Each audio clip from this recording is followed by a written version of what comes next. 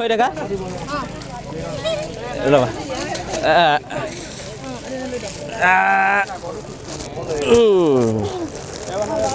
আমি শিৱসাগৰ চৰাইদেউ অঞ্চলৰ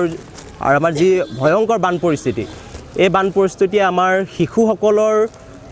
মনত যথেষ্ট এটা বিৰূপ প্ৰভাৱ পৰিছে তেওঁলোকৰ কিতাপ বহি স্কুল বেগ সকলোখিনি বানে উটুৱাই লৈ গুচি গ'ল গতিকে এনে পৰিস্থিতিত আমাৰ ল'ৰা ছোৱালীখিনি ছাত্ৰ ছাত্ৰীসকলৰ যাতে তেওঁলোকৰ মনত যাতে তেওঁলোকৰ ভৱিষ্যতৰ সপোনবোৰ যাতে এই বানে হেঙাৰ কৰি তুলিব নোৱাৰে তেওঁলোকৰ যাতে শৈক্ষিক সমলসমূহ যাতে পুনৰ ঘূৰাই দিয়াৰ যিটো প্ৰয়াস এই প্ৰয়াস আমি ছাত্ৰ মুক্তি সংগ্ৰাম সমিতিয়ে কৰি আছোঁ আজি শিৱসাগৰ এটা ভিতৰুৱা অঞ্চল যি অঞ্চলত আজিও মুধচৰ ওপৰে পানী গৈ আছে সেই অঞ্চললৈ আহি আমি ছাত্ৰ ছাত্ৰীসকলক এই ধৰণে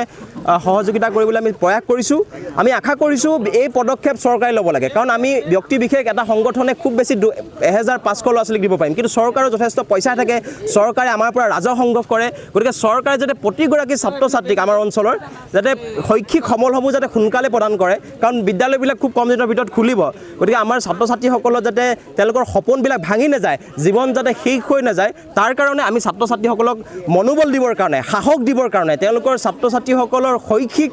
মনোভাৱ পুনৰ ঘূৰাই আনিবৰ কাৰণে এই প্ৰয়াস কৰি আছোঁ এই প্ৰয়াস আমি কৰি থাকিম তাৰ কাৰণে আমি অসমবাসী ৰাইজৰ সহযোগিতা কামনা কৰিছোঁ ধন্যবাদ